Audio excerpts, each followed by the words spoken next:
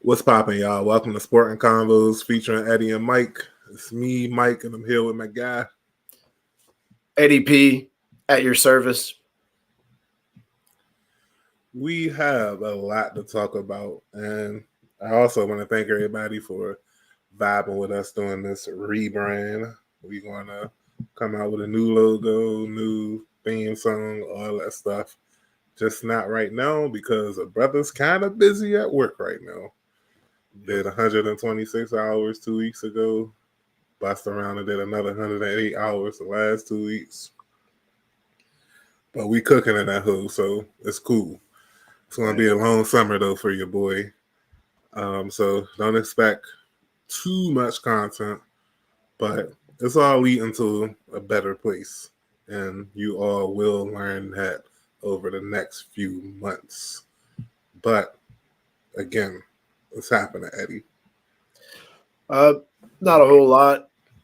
Just inching closer to summer vacation. Shout out to all the educators and basically any and everybody who works inside of a school building. Cafeteria staff, janitors, everybody. There's an SNL skit. I'm not going to go crazy, but it just kind of summarizes. I can only speak from my experiences, but it's like, they're like, y'all won. They're like, you're on drugs and spectrums that didn't exist. Bruh, I just so happened to have seen that skit live Mike, when it first came on. Relatability to that sketch, like for the years that I've worked in education. Like, don't get me wrong, oh, what were you like when you were a kid? I keep all that as fresh in my mind as possible. The difference is something happened at school. The first thing my parents did is reprimand me because I had to play a part. That don't go down these days. It's our fault somehow. And the foundation in which these kids are starting with is crazy low. Zero ambition. I hate this. I know I'm going full boomer, whatever the kids are going to say, even though I'm about 50, 60 years too young to be that. But it's the internet and shit. These kids see people acting stupid and getting likes and shares, and then they make some money, and there's one out of a billion people that actually have success doing that, and then all of them want to do that too. But it gets them in trouble because they're dumb. But that's all I gotta say. Shout out to all my educators. We're getting close to summer vacation. Time to just fire up that grill, the smoker, whatever you got. Yeah. Time to do all that. We definitely gotta do Eddie and Mike, the kickback. One episode, just outside chilling, doing a show. Well, hey, Mike, I gotta bring it up. Sunday, the 9th. I'm sure we'll be in that on, but then after you get your worship, you come on over and you hang with a bunch of rising fifth and different grade levels of all the kids that are going to be here. We're going to have some burgers and dogs, and maybe, I don't know, allegedly there'll be some pulled pork that a friend is bringing. Friend's bringing it. So listen, I don't know. Throwing it out there because it's a possibility. But yeah, dude, Eminem will be in that Who on Sunday. There we go. That's what's up. Not sure what time, but we'll be there. You're welcome. We'll be doing stuff most of the day. Oh, go ahead. What you were saying? Yeah, I was just gonna say, man, kind of. It's weird because I think I can kind of speak for the both of us on this. Our hatred for the Cowboys, it's the rival, and we don't like losing to them. Don't get me wrong, but it's their fans. So, what we're about to talk about and the way we're about to talk about it, I suspect, I can only imagine what you're going to say, is not, it shouldn't be surprising because we don't necessarily hate on the players. I'll give Michael Irvin a hard time with the always putting his hand on somebody, trying to shut him up, on ESPN or Fox or wherever he's talking at now. And the fact that he just seems like he's seems like he's on a specific supplement that has him very excited and energetic and sweating. And anyway, I digress. Larry Allen has passed away. This has been confirmed. I bring just that up because allegedly, dude did not talk to media, was not very accessible, and so there was, this was reported early on, and a lot of people were like, well, let's see, and then once the team came out, and then a lot of other reputable sources verified, yeah, Larry Allen has passed away at 52, was due to turn 53 in November. I believe they were on vacation in Mexico. So I don't know how that went down. And I hate to go into detail, just out of respect for the dead, but man, that's rough. I don't know that there's any good way to go. I suppose in a way, who knows how long he was down there. Maybe he did have a real good time. And then, so maybe he did. Anyway, I don't want to talk anymore on that. Yeah, only 52. I texted you this, and I'm 41, and 11 years is 11 years, but it doesn't seem like it seems like it should be more considering I was pretty young when he was playing. So So, man, now that you're talking about it, I think I remember when he signed with the Cardinals, how young he was when he signed with the Cardinals. And I was assuming that he had been playing since like the 80s or whatever. But he really wasn't that old. Like he started playing, it seemed like he started playing around the time I started watching football, like as a child. Pulling up, yeah, I didn't know his first year was 94. I thought he may have been around during the Gibbs era with the Cowboys. I had no idea his first year was 94. And no, he didn't play for the Cardinals. I'm sorry. I always mix up. He finished with the Niners. Yeah, he played for the Niners. Emmitt Smith went to the Cardinals. Yeah. His last year with the Cowboys. I always mix that up. That's not the first time I did that. But nevertheless, for the Redskins / Commanders fans, especially the younger fans, and I know some Cowboy fans might have they might not agree with this, so to speak, but remember who I'm talking to. I'm talking to Redskins fans. Larry Allen was Trent Williams before Trent Williams. Yeah, that'd be a very the most athletic lineman in the league. That was Larry Allen, the fastest lineman in the league, the most agile lineman in the league, the strongest lineman. I'm talking this dude hawked down somebody on a pick six before. That's something Trent ain't never do. And I saw Larry Allen. I remember the highlights when I was younger. I remember all the memories when they played the videos or whatever over the last. Oh, you done froze especially up. During this production. What was that, 2013? Huh? You froze up for just a second. Oh, no, that's cool. So, yeah, I understand. I mean, understand that he was that dude when it came to offensive line play in the 90s and to the 2000s. I think his last year was 08. 07. No, yeah, 2006 to so he wasn't. That sucks. He wasn't first ballot Hall of Famer. If he was, he would have been inducted in 2012. He had to wait a year, and it just seemed. I hate to go on this random tangent, but the Hall of Fame sucks, young. The NFL Hall of Fame really sucks. Out of all the sports, the NFL is by far the worst Hall of Fame, by far. I even put them under Major League Baseball because at least baseball got an excuse why they keeping people out. You cheated. You was on steroids. We know you were. You may have never been caught, but we know you was juicing. You were juicing. You y'all juice heads. I get it. So, but with the NFL, it just seemed like if you're not a media darling, you can forget it. It should not have taken Art Monk 16 years to make the Hall of Fame.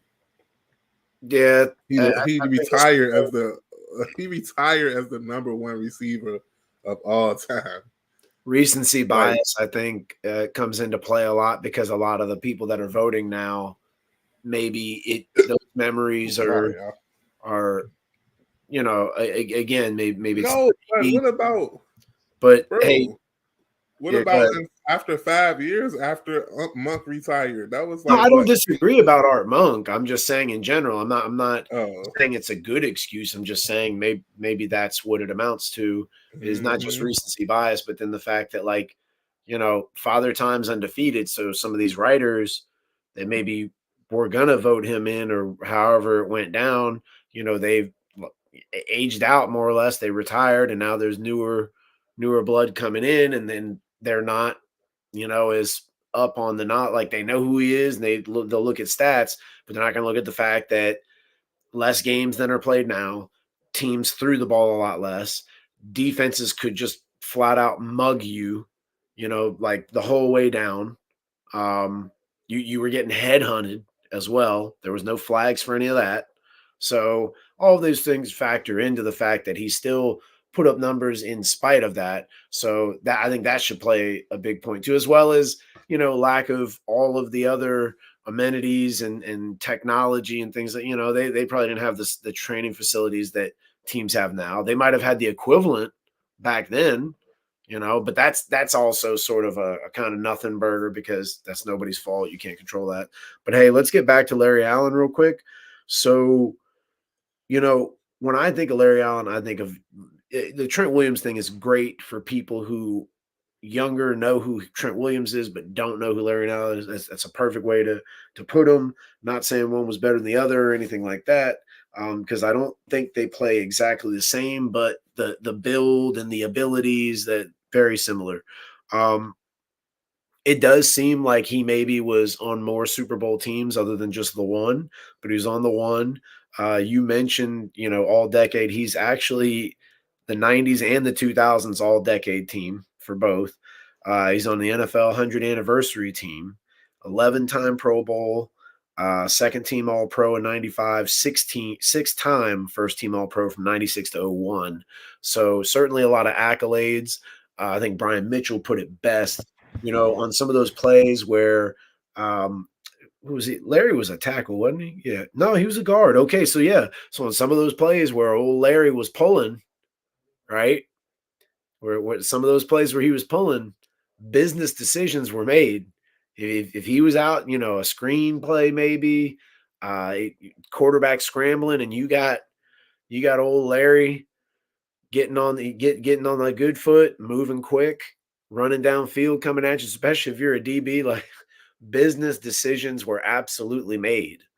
That dude was a monster. Um, yeah, I mean, not much else to say. He was dominant. He was great.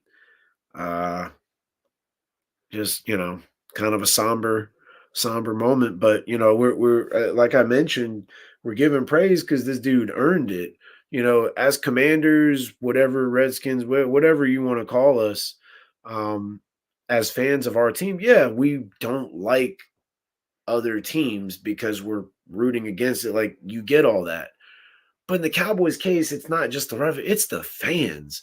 Like I know some awesome Cowboy fans, a small handful, and they sometimes will play the part of the annoying fan that we don't like, saying, "Hey, how about them Cowboys?" Like they'll say stuff like that, and they'll say it at a time to piss you off, but they're doing a bit. They're not like the ones that are just always, what was it? Dez caught it, Dak and Zeke, the O line, we them boys. You know what I mean? It was just like those battle cries. And I guess now, what was it? CD, Dak's gonna cook. Here we go. I don't know. I don't know. I'm rambling now. Yeah, we show love where it's due.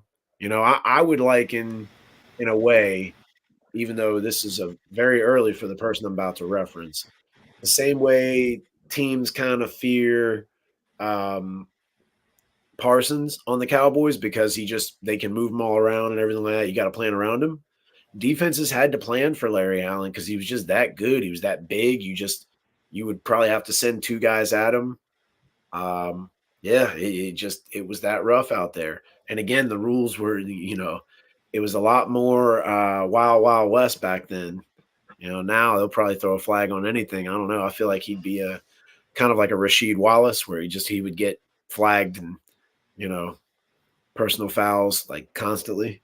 But just me, not saying he was dirty, just saying what was allowed and kind of dude he was. Yeah, it went down. No, so when you were talking about fans or whatever, this is a quick topic before we move to the next topic. It reminded me of earlier today when I asked you who was your champions team or your UEFA team, and Wait a minute. you didn't answer. You didn't answer a normal team. You talking? I forgot what you said. The greatest of all time. The greatest team in the world. And I was like, you know what? Never mind. Because I'm sitting at work. I'm like, yeah, it's time to switch from Everton. I don't bang with them no more.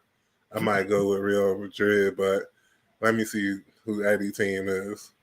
And when you started talking that mess, I was like, see, I'm not whatever team he's the fan of. I'm not joining that team. And then you went ahead and said Real Madrid, and I'm like, oh my, damn it! I was like, all right, whatever. I'm a Real Madrid fan now. There's a Cowboys aspect. I would say it's probably more like the Yankees, which I understand you don't like them either, which neither do I. But they historically have been good. They do have sort of the, they're I don't want to say big pharma. That makes them sound evil. I guess to depend on who you're a fan of, you might think they are. So they definitely buy up a lot of good talent. They actually just signed Kylian Mbappe, who's arguably the best player in the world right now. But that's partly the reason, because there's 11 guys on the field. I don't like saying stuff like that because he doesn't play everywhere. He's really good. He's young, and they just won the Champions League, which is sort of the Super Bowl. I think we've talked about this. Like the tournament is congruent or not congruent. The tournament goes on and off during whatever team's regular season because teams are typically divided into leagues within their countries. But yeah, we kind of trailed off. So hey, I'm going to get into a joke about this, which relates to fantasy football and my style of watching and monitoring. But Justin Jefferson signed a ridiculous deal. I believe he's going to get 80-some million guaranteed. But he didn't sign a deal. He signed an extension. I'm trying to look up the details right now. I'm not prepared. Oh, my goodness. Here we go. 4-year, $140 million contract. As I mentioned, should be around 80, I think 87 million guaranteed. 89 fully guaranteed. 89 million. 35 million per year. So he's going to sign that contract and, like processing, blah, blah, blah. But can you imagine after X amount of days, you're opening up your bank app and you just refresh, 89 million popping up in that bank account. That's crazy. Based on what you said, his cap hit won't be that outrageous if 89 million of that is guaranteed. That's only what 51 million a year that's not guaranteed. So they can roll most of that. That guaranteed money into the back half of the contract, which means the front half of the contract, the first year or two, his cap hit won't be more than 20 million probably, and that's insane. That's insane. But what that does though, it should stabilize the wide receiver market again. Now that JJ has gotten his contract, you could probably bet that my man Chase going to be next, and His after him, teammate. CD Lamb going to get a contract. Ayuk is going to get Oh, signed, he's definitely. rather it be with the 49ers or They if he franchised gets him. traded. I don't think they I feel like franchised they him. did. They didn't. No, you're right. They did. No. That's T. Higgins. T. Higgins was franchised, and he didn't sign it. So, yeah, probably Ayuk could probably getting traded. Like you could definitely bet that they're getting traded before week 1. I'm more confident in Higgins being traded than I am Ayuk, but I feel like at the end of the day, the 49ers aren't going to pay Ayuk, and the Bengals definitely are not paying Higgins because they got to pay Chase too, and Burrow is already getting paid, and yeah. Oh, But that kind of leads to what you wanted to say about this topic, the follow up with well, I wanted to say a little bit more about the whole wide receiver thing because Jefferson's contract is the highest non-quarterback contract that like it puts him into that discussion, and especially with that 89 million guaranteed, like that's insane. That is huge. mm-hmm. And it, I also what I'm looking at is, you mentioned Jamar Chase. Um, who else do you have? Maybe that would be like entering that discussion. I know you mentioned CeeDee Lamb. You got anybody else? Because your boy St. Brown's already signed a big deal. AJ Brown, Devontae Smith, Waddle. You got a lot of guys that have already signed big deals, and now Jefferson's tops theirs. I know you got some older guys. I don't think DeAndre Hopkins is going to command any kind of money close to that. I don't think Devontae Adams would necessarily either. He's kind of just been unlucky going to, Vegas and just playing with a variety of quarterbacks there. That kind of sucks for him. Even like Nico Collins, Michael Pittman got big contracts. So I'm just wondering who do you think might fit into that category? You got anybody else? Nah, I think I pretty much named everybody. Um, yeah, I think that's everybody. I know next year, after this season, Jahan Dotson is going to be up for the 5th-year option. So is Olave and Garrett Wilson and all of them Bama's that was drafted in the 2021 draft. Yeah, I can't think of nobody else from the 2020 draft that. Well, then, think of nobody. so I'm guessing we're heading into the contract thing. That's where you want to go. Yeah, and makes me wonder the whole I'll thing say is, this. Go ahead. No, I'll say this because you asked like, will giving out $100 million contracts hamper teams like they did in the past?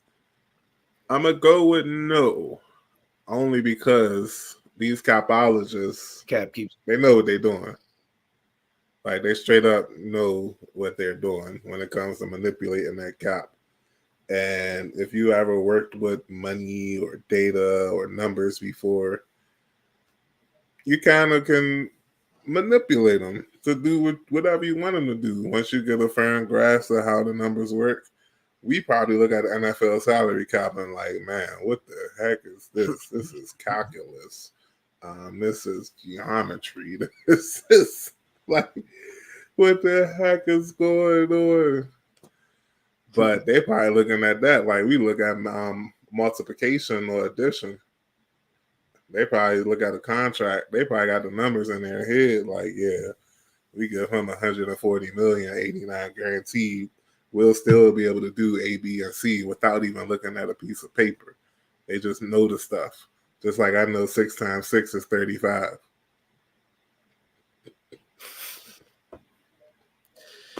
Oh boy. But no, seriously. Well, Yeah, like I don't think so. But you presented the question, so I would love to hear your thoughts on the matter. it's a team to team thing. So earlier we were talking about Real Madrid, and the Champions League final was a direct reflection of kind of what I'm saying. Don't get me wrong. I understand there's shared revenue in NFL, and even the teams that are doing bad are not financially doing bad necessarily.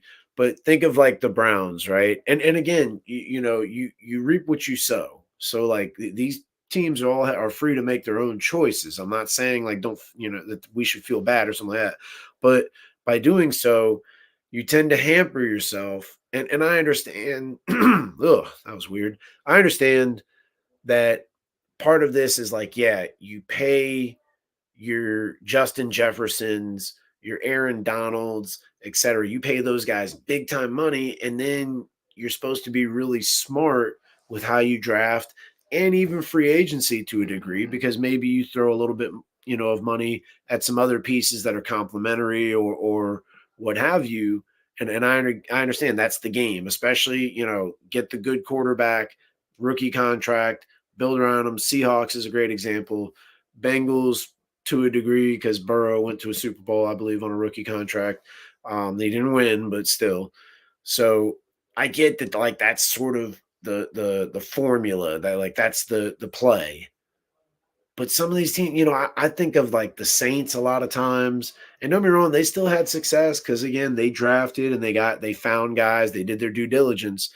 But Breeze making all that money, how many times did someone like a Jimmy Graham, a Darren Sproles, guys like that leave because they probably didn't have the money to give these other guys because it's all going to Drew Brees?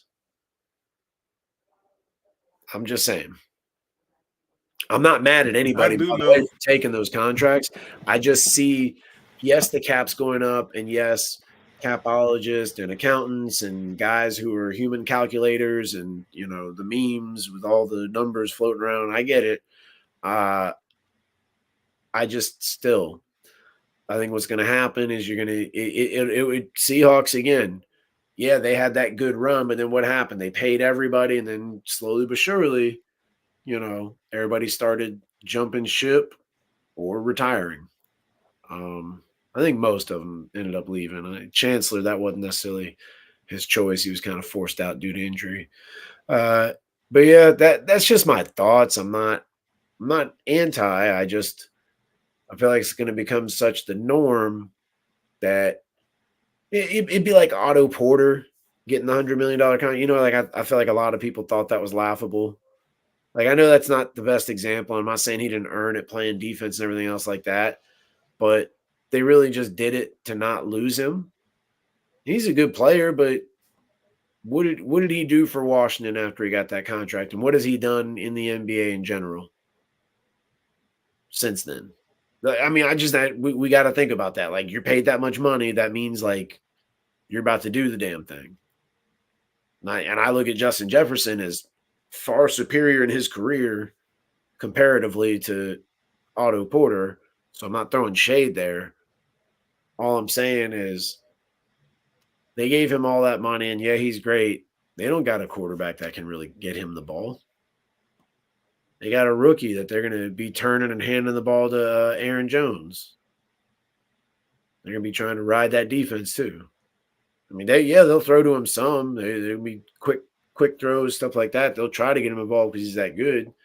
But I don't know. I'm not. I know I sound kind of like bitter and rigid. I just trying to be objective. So, kind of circling back before we move to the next topic. 1994, we mentioned that year earlier because that was Larry Allen's first year in the NFL. 1994 is also the furthest that Spotrac goes back with the cap. Bro, guess the cap space for the 1994 season. 70 million. Even double that, bro. $34,608,000. 30 That was million? 34,608,000. Jefferson, Mahomes makes more than that in a year. Holy shit. Shoot, I think most quarterbacks making more than that in a year now. I know Cousins making more than that. Mahomes, Allen, Lamar, I think he making like 35. Yeah, like that's And while we're at it, just throwing something else out there for y'all. The biggest jump in cap space percentage wise since 1994 was a unprecedented 26.38% jump from the 1997 season to the 1998 season when the cap went up $10 million. Wow. The last time the cap went down, you can probably guess this. What was the lockout? Was that Nope. it? COVID after the 2020 season. NFL lost a lot of money that season, and the cap went down. Went down 15.7 million. But guess what? The following year, the 2022 season, the cap went up $25.7 million. In 2023, it went up $16.6 million. And guess how much the cap went up this year? NFL is just killing it. The cap went up $30.6 million. Oof. So, yeah, the NFL quickly bounced back after the COVID season of 2020. But that's enough of the numbers. But unfortunately, we are not done talking about football right now because the Commanders are in a bit of a controversy. Is it a bad controversy like Redskins Snyder style controversy?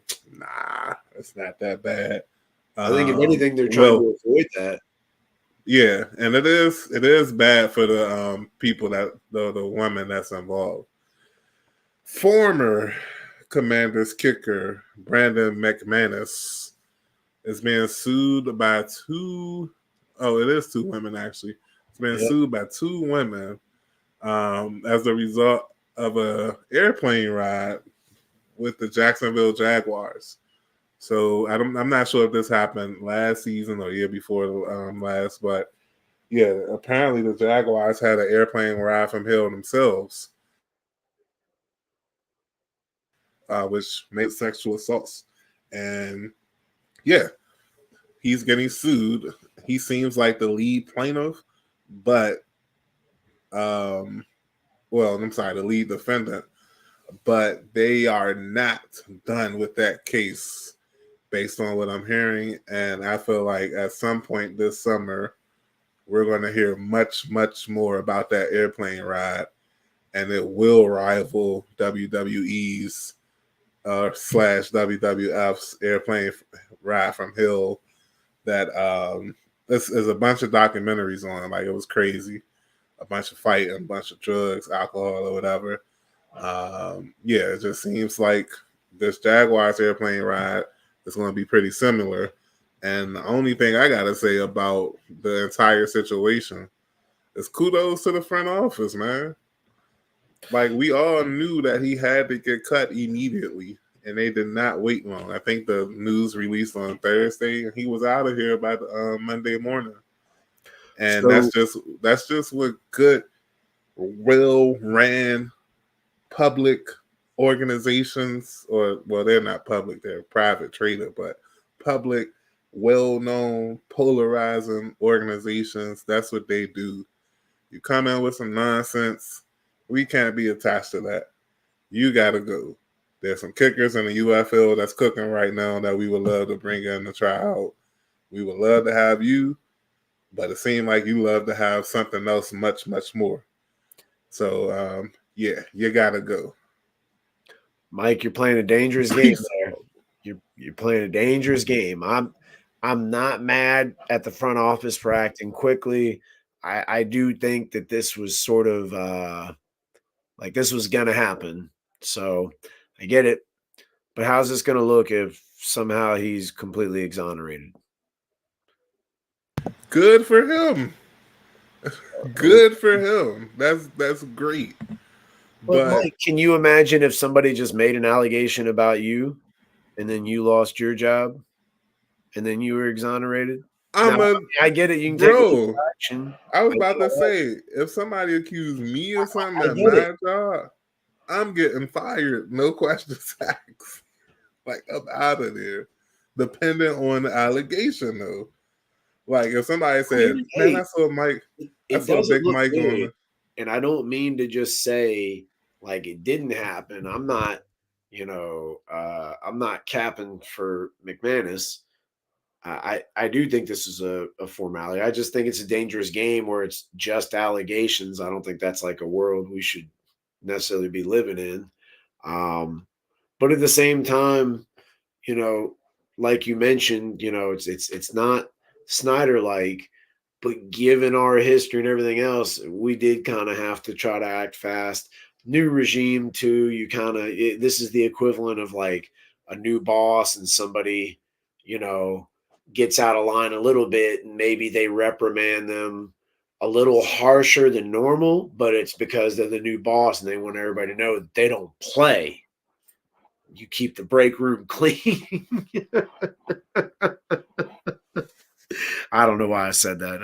Don't make sense. You lunching, bro. Like a brown bag.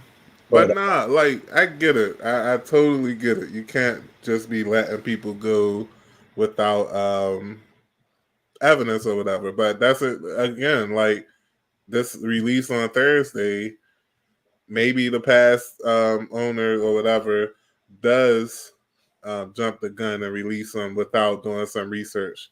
But I feel like this team and this front office right now, they had 72 hours to dig up some information on this. And if there's yeah, that's a anything good we point know about too. this regime, like they get stuff done. Um, and I just feel like, yeah, like it's worse than what we think. That's a And good point. I like what you said there like because it now has no like him not being him not being charged or whatever probably doesn't matter based on what they saw. They probably like, oh, nah, we out. Sorry, Brandon, but you're tripping.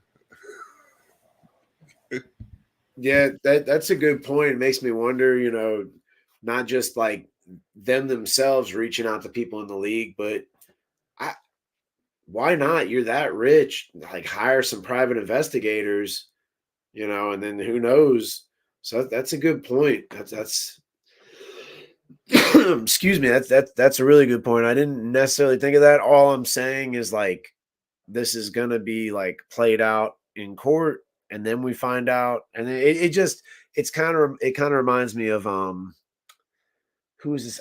I think he played for the Bills. I can't remember, but it was the guy was accused of. I guess this girl was SA'd by a number of guys, and this one guy was accused, but then it turns out he wasn't even there. Yeah, you talking about my guy, the Saren or something punter. like that.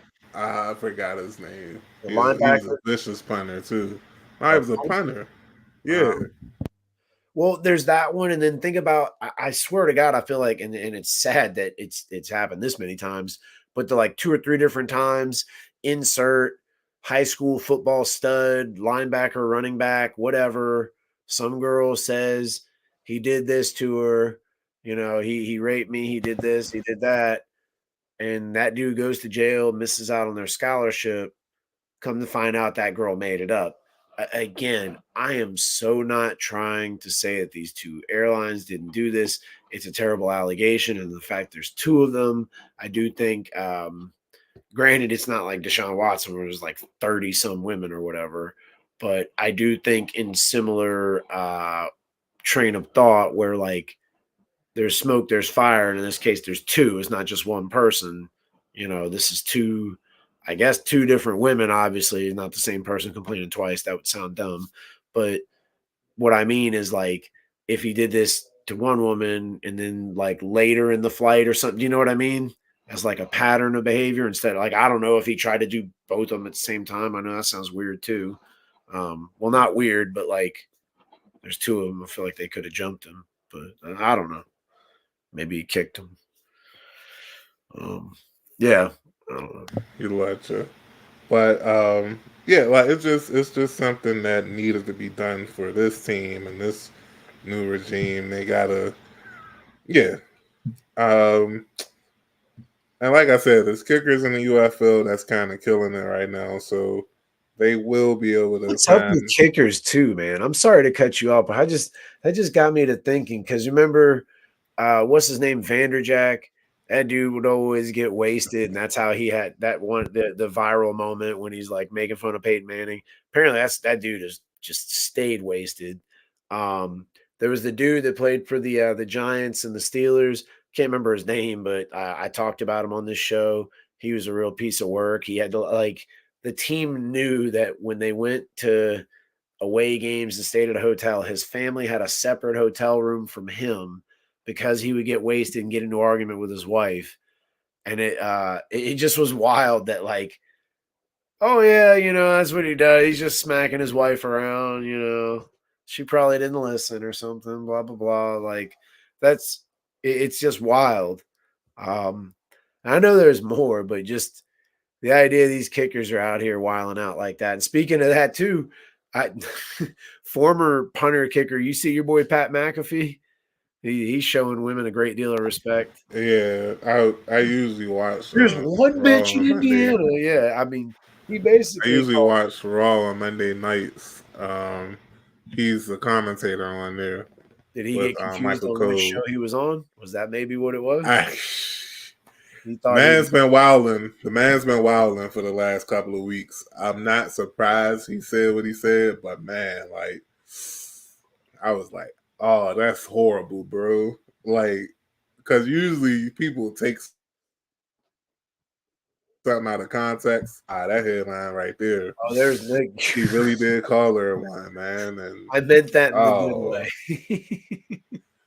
but nevertheless, moving on to, we'll be back to that topic as a whole, but a quick detour to the NBA Finals, man. Like I'm digging this matchup. I'm really digging. I'm getting excited about basketball because we have There's a lot to two unpack. wonderful situations happening right now.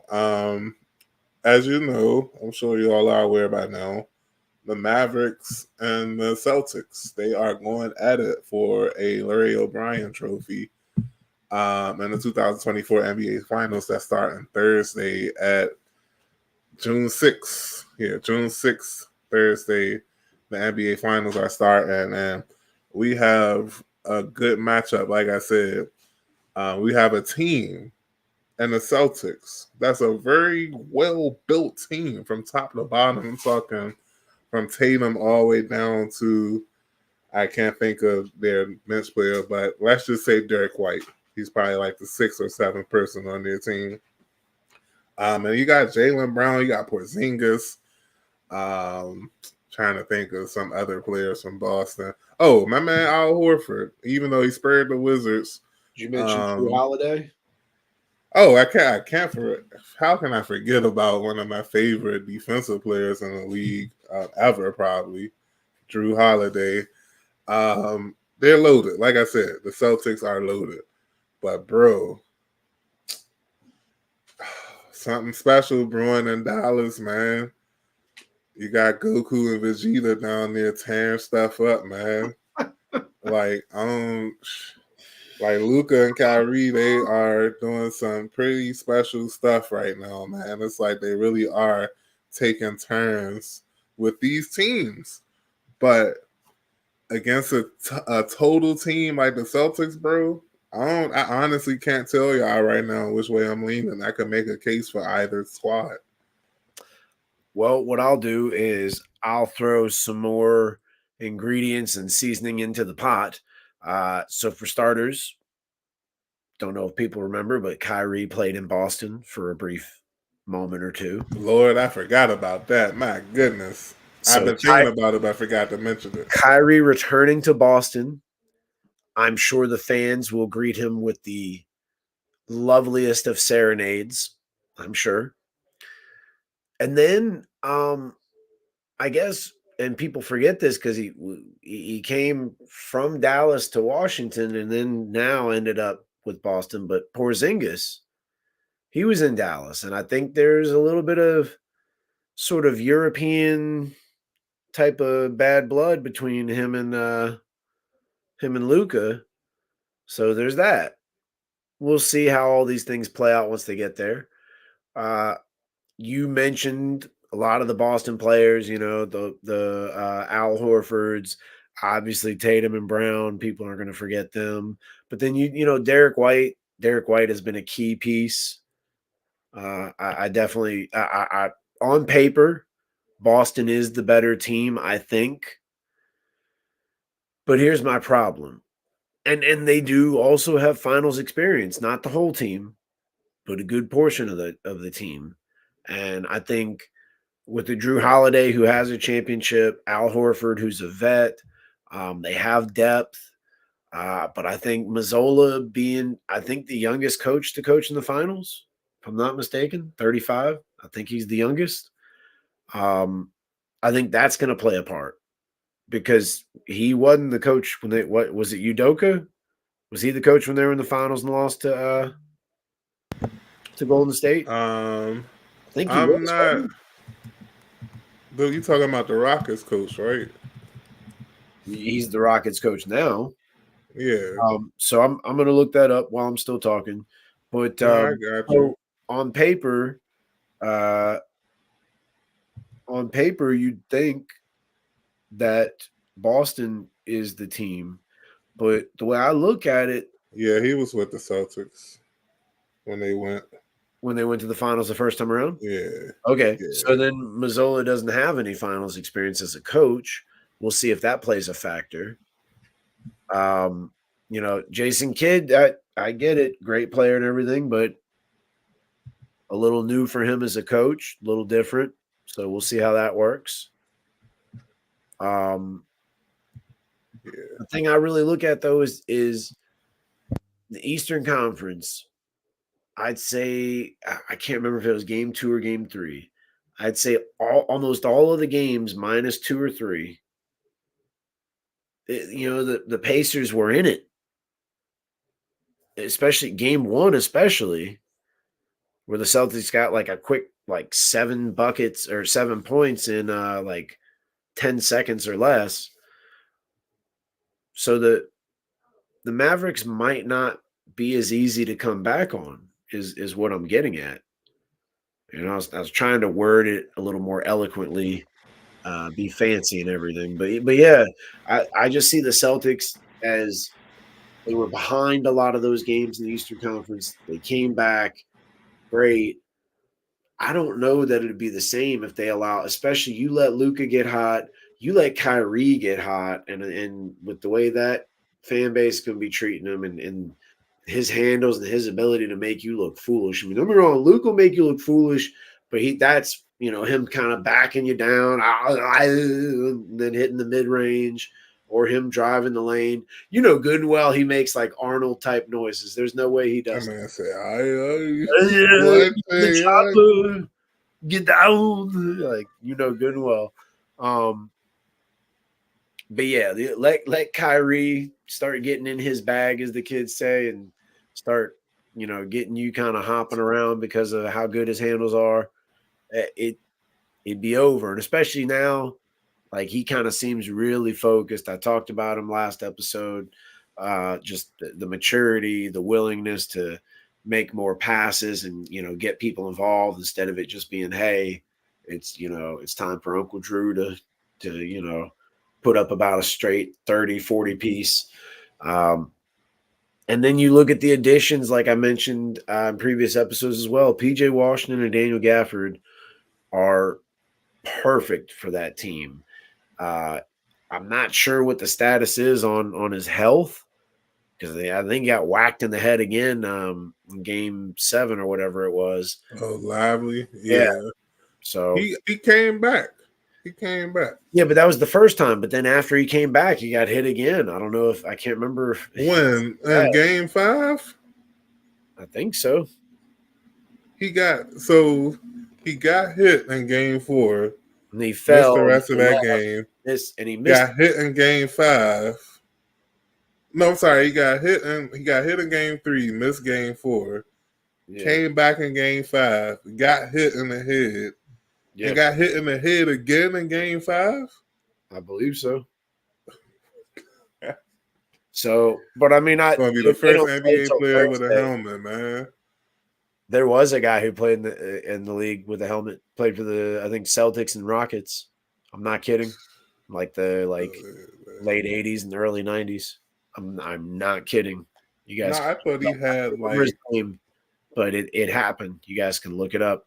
It happened. I thought he had the neck brace. I ain't know he had the. There was a dude who had that too. They're like, we're talking way back when there weren't people trying to design all this cool equipment to make it easy on you. Like these dudes, you know, the if you broke your nose, the mask you had to wear back then, oh my, you look like some sort of like bootleg, like villainous pro wrestler.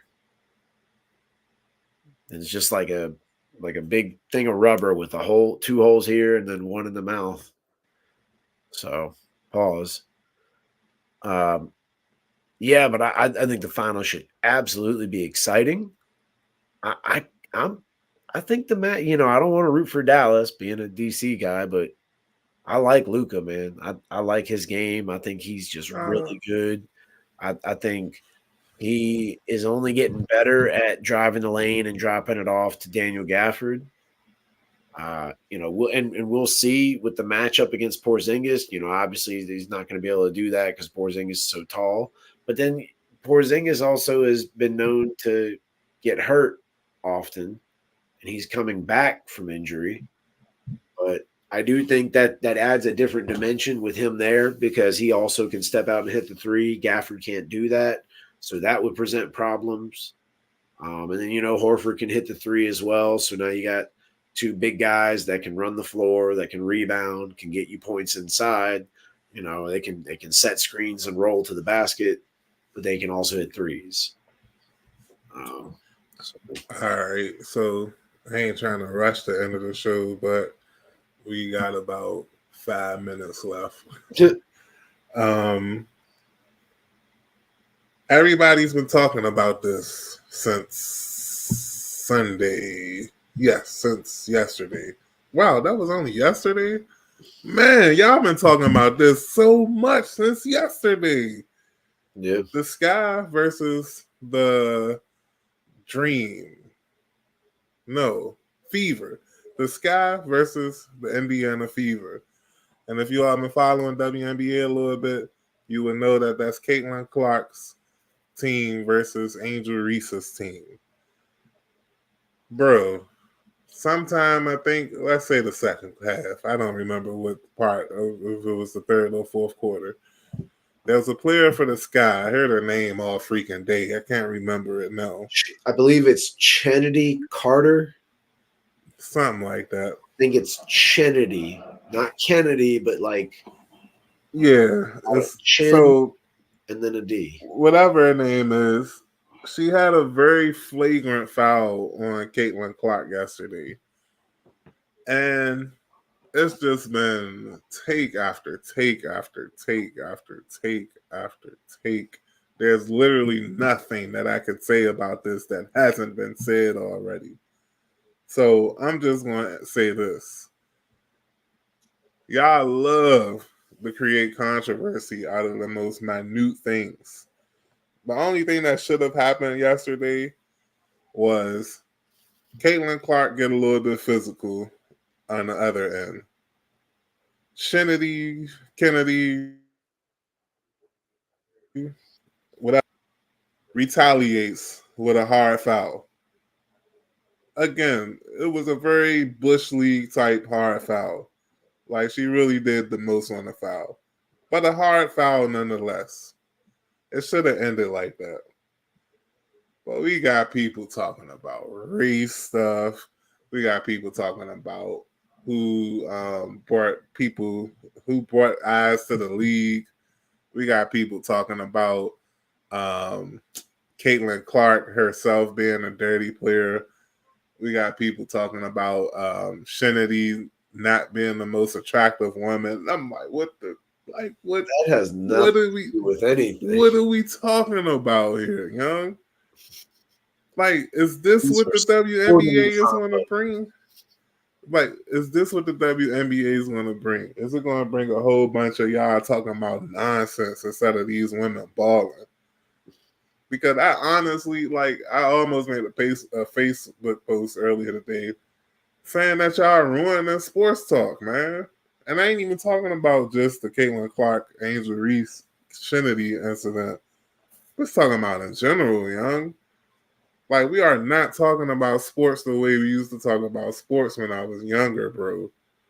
And I get it. Like, controversy creates cash. I just quoted that with my man Ash. Shout out to my man Ash. But I get it. Like, I'm an Eric Bischoff fan. I know controversy creates cash. Like, I get it. So I understand why the talk shows talk about it. I understand why people fueling this stuff.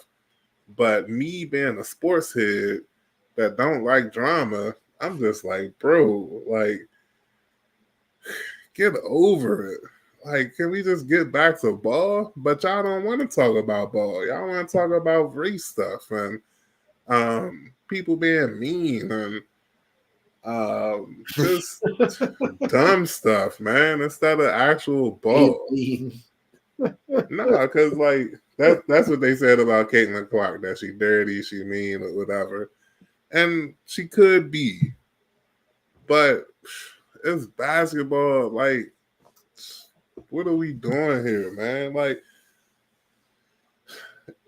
I don't know. Like, I just know y'all like to talk. Not y'all saying you, but like general public loves to get their takes on everything as if people care. And I know that's me calling the kettle black. I got my own podcast as if people care about my take. But guess what? They actually do. Well, let's not forget that a lot of the stardom, at least, again, my take was the finals where LSU beat Iowa and Angel Reese was doing the John Cena "You Can't See Me" to Caitlin Clark as the game was expiring, and a lot of people took, they took offense to that, as Michael Jordan would say. So I feel like that's kind of where it started, and then people have sort of, a line in the sand was drawn, and people have chosen sides. I do think Caitlin Clark showed a lot of talent. She's hitting deep threes, she's dropping dimes and everything. But at the same time, I remember Sabrina Ionescu, I think is how you say her name, coming out of Oregon. She was the number 1 overall pick, and I kind of feel like she was better coming out than Caitlin Clark, and there wasn't near as much hype around her. And I understand if you're someone like Rossi, a number of these ladies that were great in college and they were big deals, they got drafted high and they've been in the league and they've been grinding. And then here she comes, and to them, she's nothing special, but has a following and is bringing all this money. And I think they just don't like it. And there's a certain level of like jealousy or resentment. And I understand, because if you go back, you can find interviews of like Carlos Boozer and like Darius Miles and some other guys that were on the Cleveland Cavaliers talking about, essentially knowing the team is going to draft LeBron and kind of talking about like, oh, well, just because he's number 1 pick, blah, blah, blah, this and that. And so I say that as a reflection that, like, it's not just the women who, in competitive sports, that is, that kind of talk that sort of talk and have that sort of feeling, because in a way, everybody's trying to keep their job and kind of convince themselves as much as everybody else that they're still top dog. Having said all that, I feel like these ladies are tripping. How many times on this show, how many times have you seen, on that barbershop show that LeBron James and his people's got going, or wherever else, where it's the whole how come the women don't get paid as much as the men. And Bill Burr said about it, it's because you guys don't go and support them. That's why. You're not going to the games and painting yourselves and screaming like an idiot the way men do. Yeah, there are women who go to like football and whatever else, and they might cheer and this and that. I get it. There are outliers and exceptions. But as a whole, by and large part, men's sports is supported by men. If you were to ask, and again, going off more of Bill Burr and his whole bit, they said he was like, the NBA subsidizes the league. Like, you don't even make money. You lose money, and every year the NBA cuts you a large check. He's like, you guys missed it. All the feminists should be at the game. And he's right. And I'm not trying to, like, put women down and be degrading. I kind of, in a roundabout way, am saying that you can bust Caitlin Clark's ass, you player. You're like, all right, yeah, if I'm Ionescu, Taurasi, whoever else, you're like, all right, I'm about to show the world. What I would do, though, is I would curtail the ass busting in a way where you showcase that you can do said ass busting, but maybe let Caitlin Clark get some, let her get a few of them deep threes. Let her, do a thing or two. Makes everybody happy. Your league makes money. It's not vast, but at the same time, I believe there were some numbers showing where, like, the Fever's attendance last year, I believe, was around 7,000 something people. This year, it's up to about 14 something thousand. That's double. There's a number of Fever games that are going to be nationally televised. So everybody on that opposing team on each of those games has an opportunity to showcase their talent. And again, I'm not saying you let Caitlin Clark win. I'm not or her team win either. But let milk this cow. You know what I mean? Because it's going to help out everybody if the attendance keeps growing and people keep thinking she's the darling she is. Then enough of the players that are established get their contracts. Then y'all can really start busting her ass. But, like, for the time being, I think a lot of it's jealousy. And I think the problem, too, where people bring race into it is, I mean, this is just one instance. But, Angel Reese is on the team that fouled Caitlin Clark. Mm-hmm. When Caitlin Clark got kind of fouled there, she stood up and cheered. Now, allegedly, too, on the other end, I guess there was some, like, posturing and, like, kind of boxing out to try to, like, get to the rebound, and she maybe threw, like, a little bit of an elbow and then, like, had a remark running back down the court the other way, and this was retaliation for that is why that happened. That's what I'm hearing from a lot of, fans and pundits, etc. Yeah, I do think, too, and I can understand it. I'll give you a great example, and it's not totally fitting because I don't think she's, at least not yet, knock on wood, maybe this does come to fruition here. She's kind of becoming Tim Tebow. No, Caitlin Clark, you think so? And well, here's what I mean. Do you remember that time span, especially in Denver, where he's on his little, he's on his thing where he's on a run, and then they, Demaryius Thomas, they win the playoff game. It didn't work out long enough. Like, he just couldn't do it. And the difference is Caitlin Clark was number 1 overall pick. I feel like she can maybe do it in her sport more than Tebow could in his. But the idea that, like, hey, he's going to play quarterback and he's going to will this team to victory, this is going to happen. That's kind of happening with Caitlin Clark in the sense of, like, hey, Caitlin Clark is women's basketball right now. That, like, that similarity of where you just repetitively all ESPN did that season, like, it's Tebow time in Denver, Tebow time, like, that's all you heard. And it got so old after he kept bouncing from team to team, trying to force everybody to believe that he could play quarterback. And to a degree, he proved that he could, but just not in a way that's like lasting and that it is, you know, I don't want to say feasible. That's not the best word, but practical. And so the difference is Caitlin Clark can probably establish herself in her career a lot longer than Tebow could in his. But again, the idea that we're just constantly being like, it's being brought up. And that's another thing too. A lot of these girls got to realize this is the media doing this. It's not necessary. I mean, they're fans, and don't get me wrong, there's a lot of, you know, there's a lot of Cowboys fans who are probably now Fever fans too, if you catch my drift. um, insert whatever bandwagon team you want to come up with, and you can say those fans are Fever fans, if that, again, is making any sense. But at the same point, they're bringing new people to watch your sport. You got to embrace this. And I do believe Angel Reese has something to do with this too. But you come out and say things like that, it just never makes you look good. Like, you don't need to let people know, like hey, you're making money playing a kid's game for a career. Just enjoy yourself. No need to be upset. No need to prove anything. But to me, it reeks of jealousy. I'm sorry. I don't mean to like say it, in a way like it's like that's like partial to women. Like, I believe there's jealousy in men's sports all the time.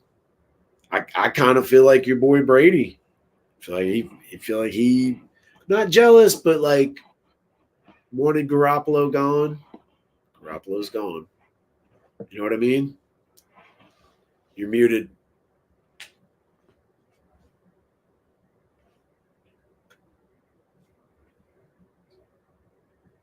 Muted, brother. I just took a shot. I just took a shot at Jimmy G. I said I wouldn't want that bum on my team either.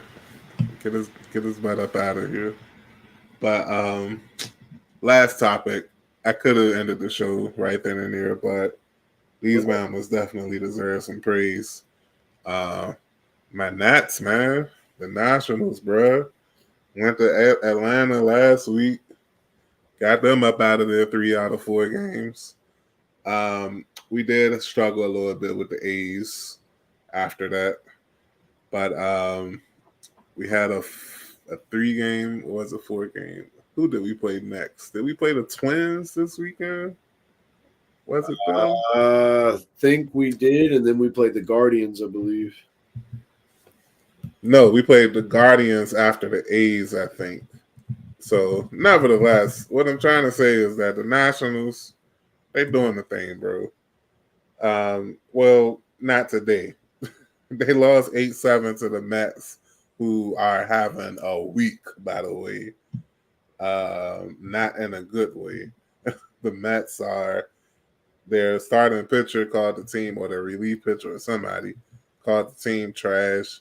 But it turns out that he's dealing with some serious personal problems. So if you pray for him and his family or whatever. But back to the Nationals, though, man. They are now 5 games under 500. And I know y'all probably like, man, they some trash. They ain't making a wild card, this, and that. Duh. We told y'all this was going to be a long season for the Nationals. But in the midst of this long season, they actually are playing above our expectations. Absolutely.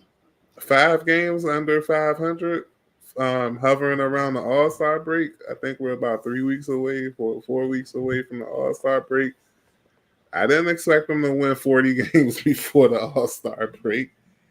And that still may not happen. Like, they could lose the rest of the games before the All-Star break or whatever. But yeah, like they're doing really well. I wish I can rattle off some names for y'all, but I know one name I can rattle off.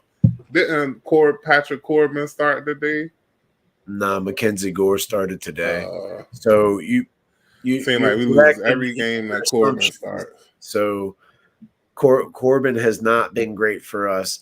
I think what's been really good to see is, I mean, don't get me wrong, not good giving up 8 runs today, but the fact that they battled back and they had men on, and they were grinding. They got it to 8-7, and unfortunately couldn't get one, where they needed to bring in some more runners home. But they battle every game. And what's been really great to see is I mentioned Mackenzie Gore, who didn't have a great outing tonight, but based on the way he played last year or last season, kind of expected him to come in and be one of your aces. Unfortunately, Josiah Gray did not pitch well in the opener or the game after that. And then believe now he is injured. So just total bust there. Just on the season, not saying he's a bust. So you kind of expect a little more from him. But when you got guys like Jake Irvin, when you got guys like, oh my God, why am I drawing a blank? Mackenzie Gore is in that mix playing well. But why am I forgetting my guy's name? It's something Williams, I believe. That guy is playing out of his mind. And so for the Nationals to have these young pitchers playing well, and then you got, your Lane Thomases, your Eddie Rosarios, Luis Garcias, all just battling. K-Bear Ruiz, another one, just grinding at bats. I'm looking at it right now. We had 11 hits. They had 13 hits. They had 2 errors, but we had 1 error. Sometimes it just happens like that, but we are playing super tough. And, we're getting some wins against some good teams. I believe we won the series in Atlanta. We've had some games where we put up some really good numbers. But at the same time, as you mentioned, we didn't really have high expectations for this season for the simple fact that, we're kind of growing a bunch of our young guys and trying to bring up some young guys. While we're on the topic too, kind of a real bummer because speaking of young guys, it just didn't work out. Victor Robles is now a Seattle Mariner. I believe we let him go and he was signed off of waivers. He definitely was appreciative of his time in Washington, had a very nice sort of goodbye, thank you type of thing, saying he wasn't sure about, how he would be received here and, just, being a high pick and all the expectations and everything. Just kind of unfortunate. It didn't really work out. Definitely a fave of mine. So kind of a bummer there. But, there's a lot to be positive about with these Nationals. Sucks that Robles won't be around for it. But, you got some talent. You got some guys in the farm system coming up. So it's exciting. And, with summer coming up, there's not a lot of other sports going on. A finals ticket is probably insane. Nats aren't great. Their tickets are pretty cheap. They give away some cool stuff. Go check out a game, man. Nationals should pay me for that.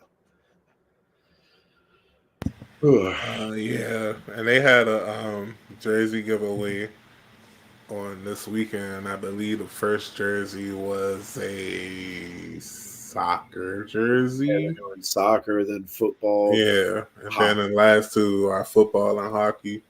Football in the preseason, to celebrate the preseason, I guess hockey to celebrate the beginning of the hockey season. One more note on the Nationals / Commanders. Our very own Jaden Daniels will be throwing out the first pitch this weekend. Cool. I don't remember if it was the 9th or the 8th, but I believe it. I'm gonna say the 8th. I think it was the 8th.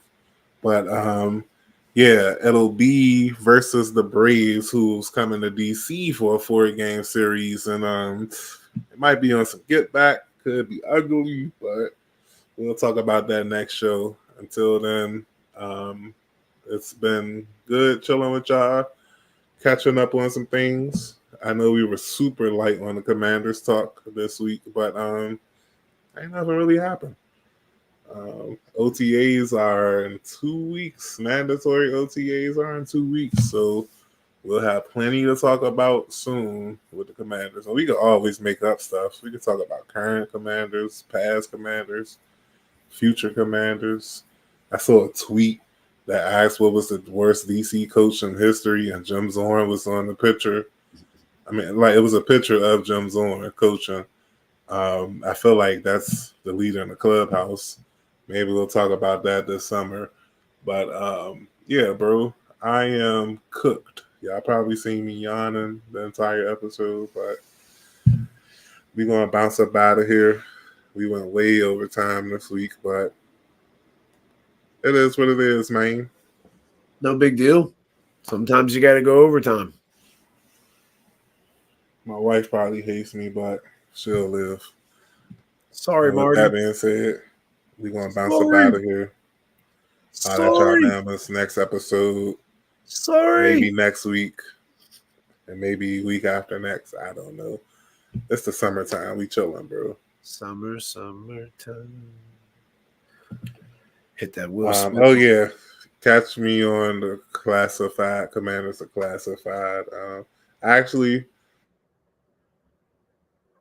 I wasn't on there last week. I'm going to be on there this week.